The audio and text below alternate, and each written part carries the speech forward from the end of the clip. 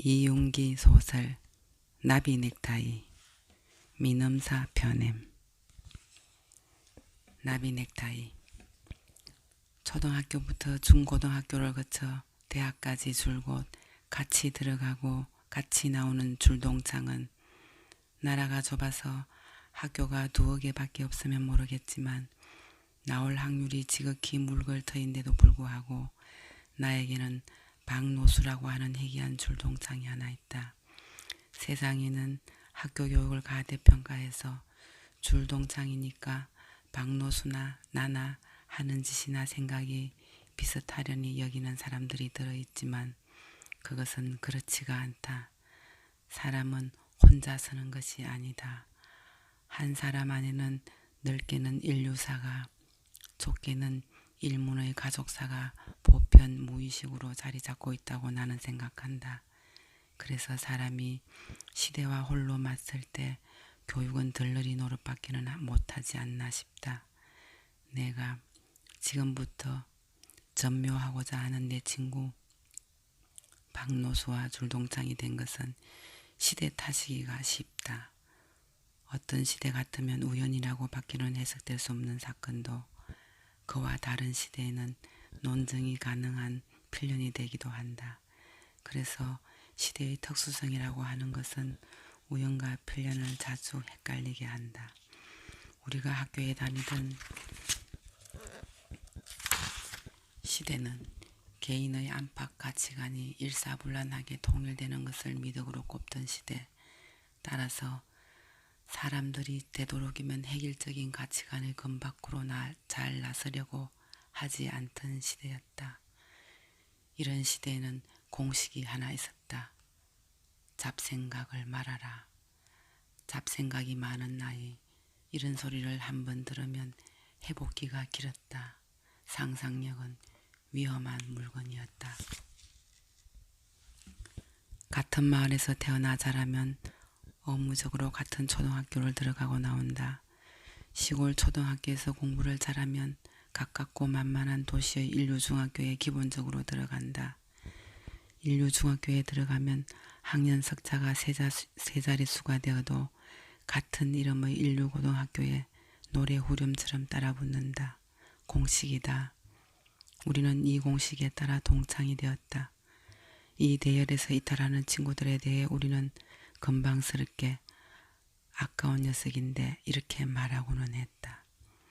서울에 있는 같은 대학으로 지나간 것도 시대 환경과 연관이 없지 않다. 우리는 고향의 석기시대적 산업구조에 맺힌 한도 있고 본 것이 그것뿐이라서 자꾸 낯익어 보이고 정부의 우정어린 경례도 있고 해서 농과대학 중에서도 희귀한 잠사학과에 나란히 진학했다. 그런데 여기서부터는 공식대로 되지 않았다.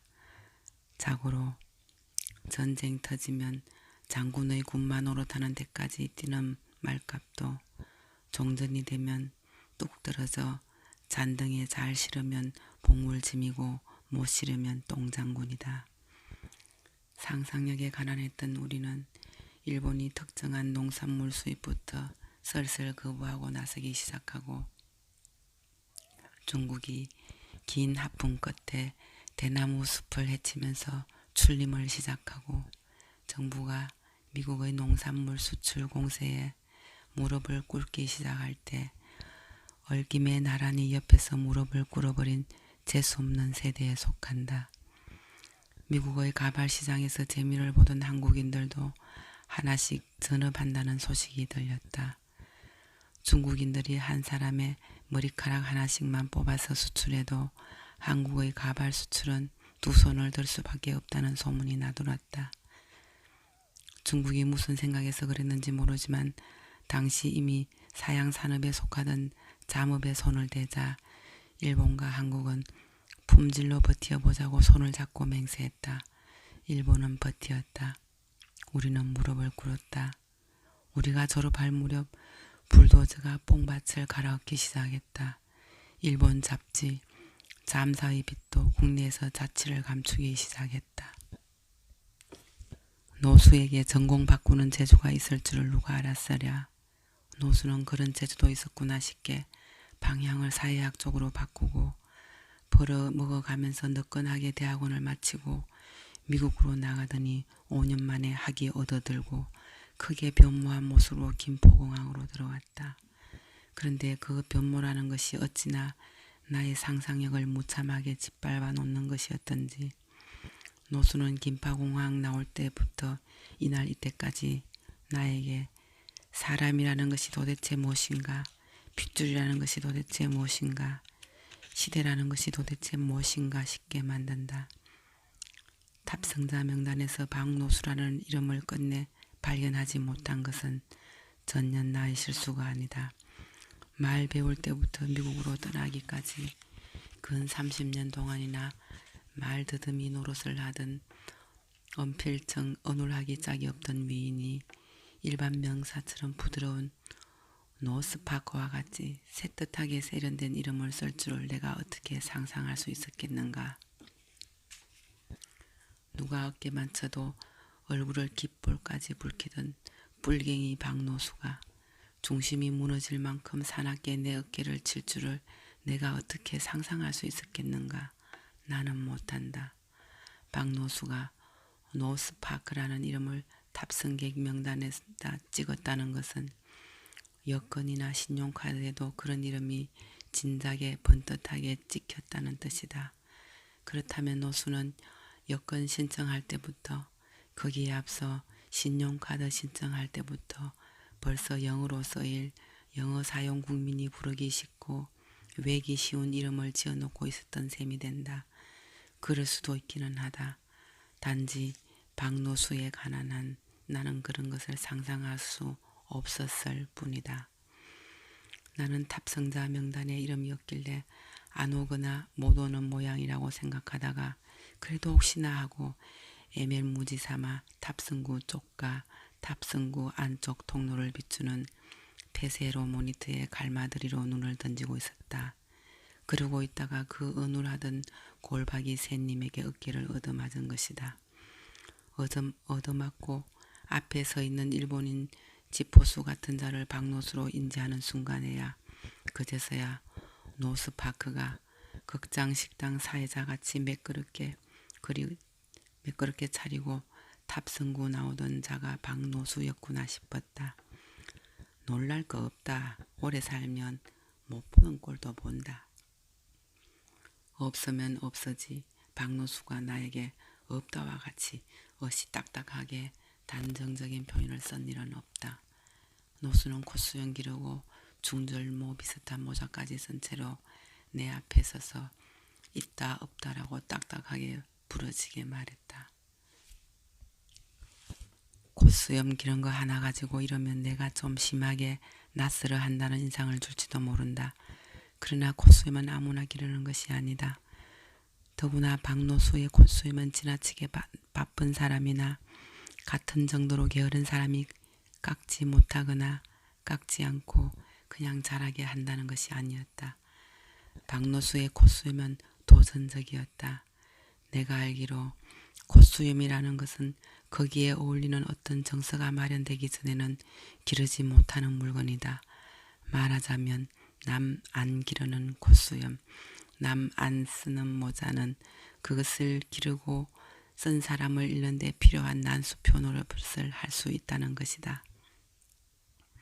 나는 박노수가 남 안 기르는 콧수염을 기를 수 있으리라고는 남 안 쓰는 중절모 비슷한 모자를 쓸 수 있으리라고는 한 번도 상상해 본 적이 없다. 상상력이 무엇인가? 지 들어가는 거 보고 빗자루 들고 지구멍 앞에 서 있을 때는 나올 때도 들어갈 때와 엇비슷한 속도로 나올 것이라고 의심해서 헤아리게 되는 것이 상상력 아닌가? 사람의 상상력이 지가 지 구멍에서 직립한 채로 뒷짐지고 나오는 것까지 상상할 수 있을 만큼 풍부해야 하는 것은 아니다. 그러므로 김포공항 출구를 통하여 에이브리햄 링컨 씨가 핫바지 저고리에 두루마기 차림으로 나오는 모습을 차마 상상할 수 없는 사람은 내 상상력의 가난을 비난하지 못한다. 골박이 새님 박노수에서 콧수염 기르고 중절 모자까지 쓴 닥터 노스 파크까지의 거리는 고향 읍내 6곳간 집 마누라 엉덩이에서 현상과 인식이라는 잡지 이름까지의 거리만큼이나 까마득했다. 지는 못 속이겠더라. 지는 못 속이겠더라. 내가 무슨 뜻인지 알아먹지 못하자 노수가 덧붙여서 설명해 주었다. 유전 인자 말이다. 노수를 싣고 시내로 들어오자니 운전이 잘 안 될 만큼 노수 할머니에다 아버지에다 노민이까지 생각나는 사람들이 많았다. 노수와 내가 어린 시절을 보낸 고향의 두메 마을은 기차나 자동차를 부르면 10리를 걸어 나와야 했다. 그만큼 외진 산골이라 우리 마을 사람들은 휘발유나 경유나 윤활유 같은 석유계통의 기름 냄새를 대체로 싫어했다. 평소에 맡지 못하던 냄새, 따라서 버릇 들어있지 않은 냄새였기 때문일 것이다. 그래도 휘발유 냄새만은 좋다는 사람이 들어있기는 했다. 그러나 어른들은 아이가 휘발유 냄새를 좋아하는 것은 뱃속에 해충이 많은 증거요. 여자가 휘발유 냄새를 킁킁거리는 것은 서방 버리고 떠날 생각이 많은 증거라고 주장하는 바람에 휘발유 냄새를 드러내놓고는 지망지망이 좋다고 할 게 못되었다. 당시 노수는 아버지로부터 떨어져 백부댁에서 초등학교에 다니고 있었다. 노수가 아버지로부터 떨어진 채 백부댁에서 조모의 보살핌을 받고 자란 것은 아버지가 호랍이었기 때문일 것이다. 노수에게는 어머니가 없었다. 노수 할머니는 대구 나들이가 잦았다. 둘째 아들 박교수, 그러니까 노수 아버지의 호랍이 뒷바라지도 하고 밑반찬 같은 것도 물어 나르느라고 그러지 않았나 싶다. 당시 노수 아버지 박교수는 딸 노민이만을 데리고 대구에서 살고 있었다.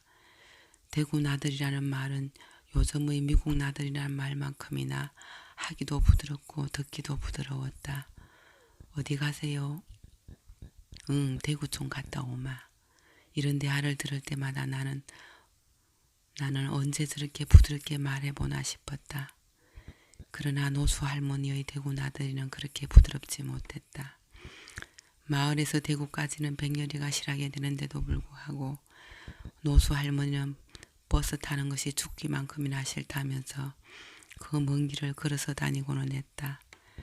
차삭이 없어서 걸어 다닌 것도 아니고 걷는 것이 좋아서 걸어 다닌 것도 아니었다. 걷는 것을 좋아하는 사람이면 해볼 만하다.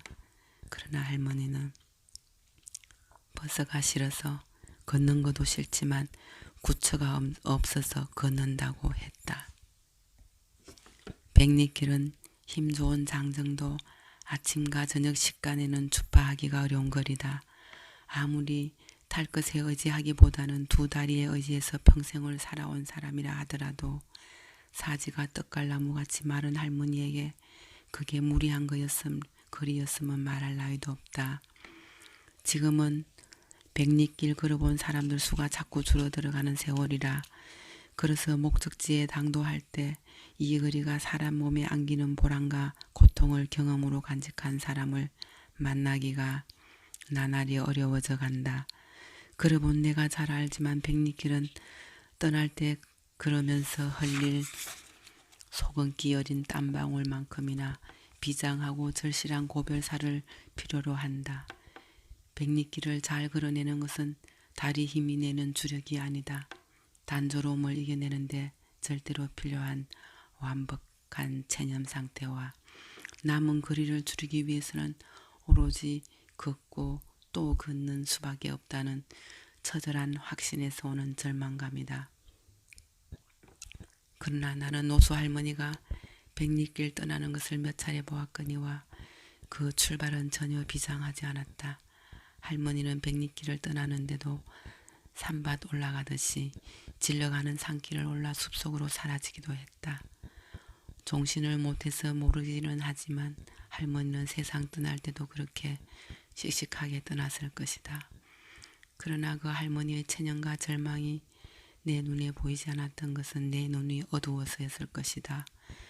그것이 벌써 할머니 안에 육화되어 있어서 나 같은 애송이 눈에는 보이지 않았을 뿐일 것이다. 그저 이미 허리가 구부러지고 다리가 안짱다리처럼 휘기 시작하고 있었는데도 불구하고 노수 할머니에게는 땀찬 고무신이 삐걱거리는 소리를 내리만치 힘있게 땅바닥을 짓뭉개면서 걷는 버릇이 있었다. 그래서 마른 땅에 찍혀도 노수 할머니의 발자국은 흡사 큼지막한 따옴표를 한 줄로 찍어 놓은 것 같았다. 노수 할머니는 어찌 그렇게도 힘이 펄펄 넘쳐 흐르던지 자연이라고 따로 부를 필요도 없는 마을이나 산이나 들이나 길에서 만날 때면 할머니는 연세에 맞지 않게 그렇게 씩씩할 수 없었다. 할머니가 걷는 모양은 어찌 보면 그 나이에 이르렀어야 처음으로 보법의 비밀을 터득한 사람 같기도 하고 또 어찌 보면 사람이 직립해서 걸을 수 있게 된 것에 대한 너무나도 당연한 권리를 오감스럽게 누리는 사람 같기도 했다. 나는 노수 할머니의 그 힘은 땅에 대한 익숙함과 거기에 송두리째 기울이는 믿음에서 왔을 것이라고 생각한다. 그런데 그런 할머니가 자동차 앞에서는 그렇게 초라하고 허약했다. 마을 사람들 중에서 자동차를 싫어하지 않을 만큼 계명한 사람들은 할매 겁이 나서 그러지요 하면서 할머니를 자주 놀려먹기도 했다. 그때마다 할머니는 내 나이에 무엇이 무서워서 겁을 내겠노. 성인도 시속을 따르란다고 타고는 싶지만 기름 냄새만 맡으면 골이 아파서 못한다. 안 아픈 머리로 하루 걷는 게 낫다. 이렇게 말끝을 감아 붙여버리고는 했다. 땅에 대해서는 그렇게 씩씩하던 그 할머니가 자동차에 대해서 보이던 그 병적인 허약함의 까닭을 나는 당시에는 설명할 수 없었다. 우리는 자동차라면 보는 것도 좋았고 타는 것도 좋았으며 내려서 만나는 낯선 풍물의 경험도 좋았다. 우리는 땅에 대한 익숙함과 믿음을 완전하게 확보하지 못해서 기계가 그렇게 좋았을까. 나는 노수 할머니가 버스를 싫어하는 것은 교통사고로 며느리를 잃어서 자동차라는 것을 아주 원수 삼기 때문이라고 생각했다. 노수는 내 생각이 옳다고도 그러다고도 하지 않았다. 그러나 할머니는 기름 냄새 때문이라고 했다. 기름 냄새 때문에 버스를 탈 수 없다고 했다.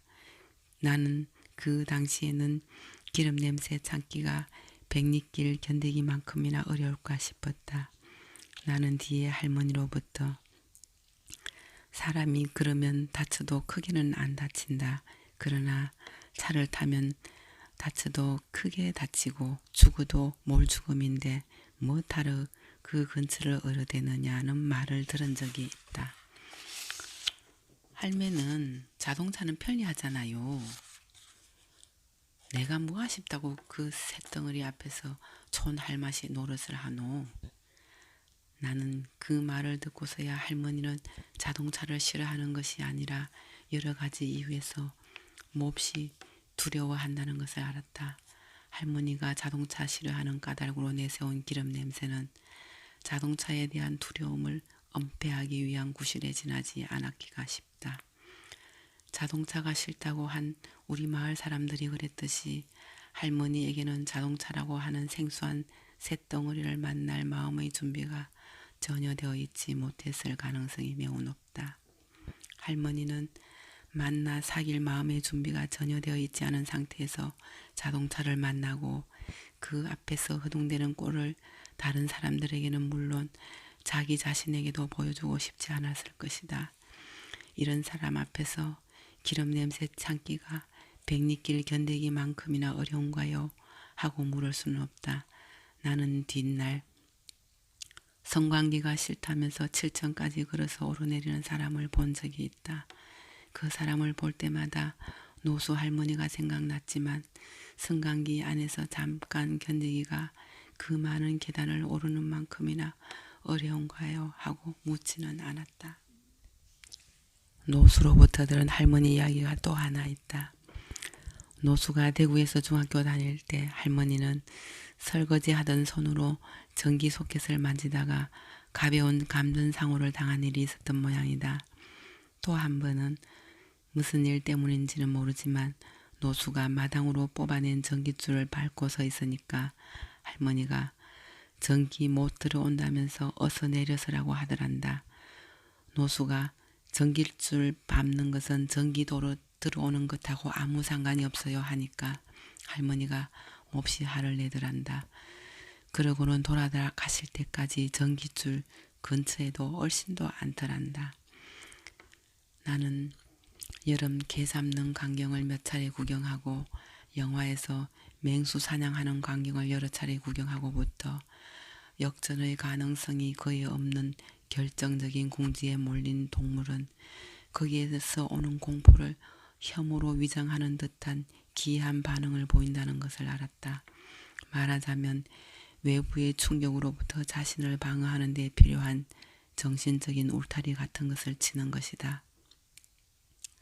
짐승만 그렇게 반응하는 것이 아니다.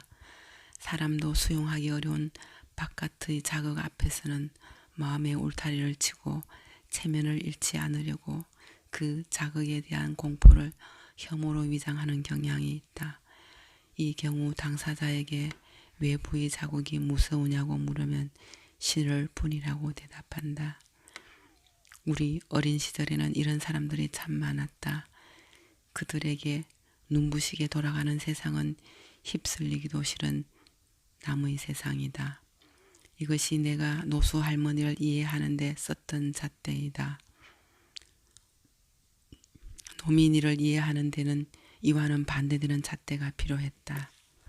노민이는 노수가 중학생이 되어서야 대구에서 합류하게 된 누이 동생이다.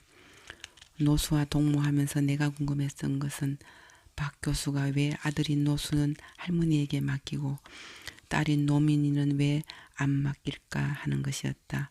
나는 그 궁금증을 풀지 못했다.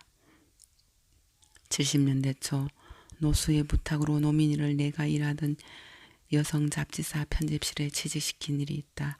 지방대학 출신은 연출 아니고는 서울에서 취직하기가 어렵던 시절이다. 나는 노민이가 입사해서 첫 출근할 때의 모습을 아련하게 기억한다.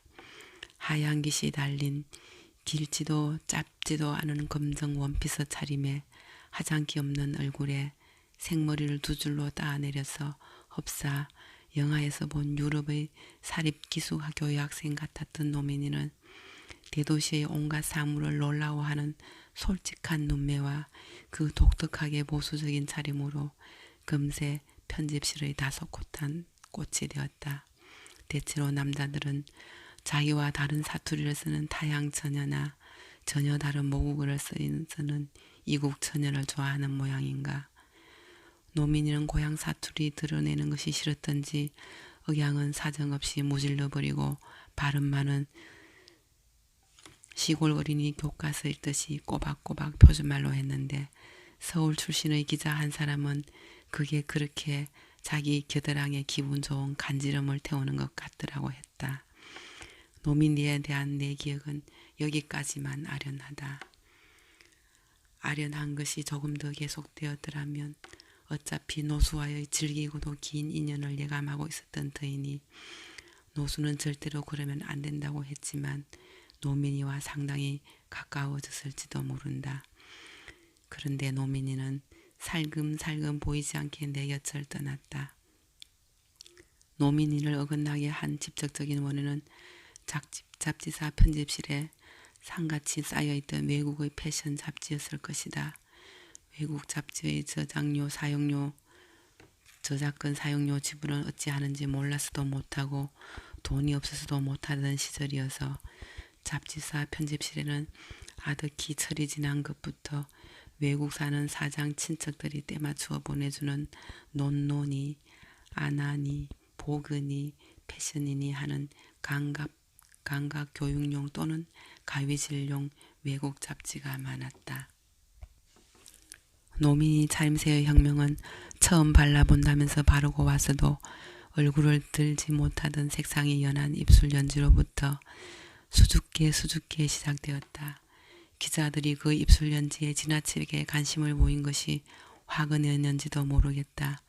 반년 사이에 생머리가 잘리고 잘린 생머리가 둘둘 말리고 둘둘 말린 머리가 벗기고 벗긴 머리가 커트를 당하고 걷기하는 여럿의 손에 사정없이 쥐어뜯긴 듯한 가장자리가 들쑥날쑥한 상고머리가 되었으니 나는 그것을 일일이 기억하지 못한다. 노민이 머리에 가발이 올라가기까지는 실로 한 해가 너무 길었다. 그동안 노민의 아래 윗돌이 차림새에서 일어난 변화는 자그마치 뉴욕과 파리와 도쿄에서 근 1년 동안에 일어났던 차림새의 변화를 눈부시게 망라하는 것이었으니 구두에서 벌어지는 천변만화는 허리 위 구경하기에 바빠서도 언감생심일 지경이었다.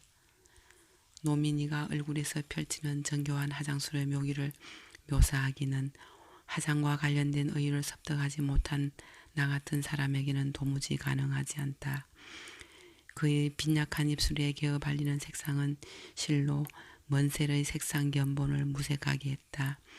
글 자리와 그림 자리를 균형 바르고 정확하게 앉혀주는 편집, 대지 작업에 관한 한 낙제점에 가까우리만치 손재주가 없는 거가 어떻게 그렇게 대칭이 되도록 정교하게 눈썹을 그리고 윤곽선을 알아보지 못하게 아웃포커스로 볼렌즈를 바르고 외국의 여배우와 아주 똑같게 입술선을 그려내는지 우리로서는 도무지 이해할 수 없었다. 노민이는 늘 그랬다. 좋아하면 잘하게 된다고. 노민이를 붙잡아 생맥주 집에다 앉히고 달려준 일이 있다. 처음에는 그렇게 다소곳하더니 서울이 만만해졌냐? 오빠, 내가 어쩌는데요? 너는 지금 서울을 오해하고 있다. 어떻게 해야 오해 안 하는 건데요? 너 죽을 둥 살 둥 유행을 쫓아야 서울 여자 노릇하는 거 아니다. 너는 촌천으로 남아있어야 서울에서도 예쁘다. 오빠는 여자의 본능도 몰라요? 본능이 너무 야단스럽다. 잎이 아름다워서 꽃대 접하는 풀이 얼마나 많으냐. 꽃으로는 가망 없나요? 그렇게 생각하면 꽃으로도 잎으로도 아름다울 수 있다는 말이다. 오빠는 외국의 문학이나 철학이나 미술사조 같은 거 모르고 있기가 불안하고 우울하지 않아요? 불안하거나 우울할 것까지는 없지만 그 사람들이 어떤 생각을 하는지 궁금하기는 하다. 그런 거라고요. 너는 제동이 걸리지 않는 것 같아. 딱 알맞은 선이 있다. 거기에서 멈춰야 정상이다. 그래요? 제동이 안 걸리는 병이지만 고칠 생각 없어요. 노민이는 처음에는 외국의 잡지에 나오는 제 말 맞다나 패션과 헤어두와 코스메톨로지를 쫓는 일이 그저 재밌더니 그게 한동안 버릇이 되니까 쫓지 않으면 어쩐지 허전하고 불안해서 견딜 수 없어진다고 했다. 하루 종일 몸 꾸밀 생각밖에는 다른 생각은 머리에 들어오지 않는다고 했다. 그러면서 사실은 다른 걸 생각하자고 무진 노력을 하는데 안 된다면서 뭐 그렇게 깜짝 놀랄 만큼 나쁜 짓도 아니잖느냐고 했다. 안 하면 되잖니. 담배 끊는 거가 같죠. 안 피우면 되는데도 오빠 못 끊잖아요. 끊으면 되는데 그게 안 된다고요. 나도 설명이 안 된다고요. 담배 정도가 아닌 것 같아. 맨스 때 되면 자기도 모르게 좀도둑질 하는 여자 있는 거 알아요? 누가 듣겠다. 좀도둑질 하는 것보다 나은 셈 치시고 공연히 노수 오빠한테 고자질해서 걱정 끼치게 하지 마세요. 그러자니 노미에게는 많은 돈이 필요했을 것이다.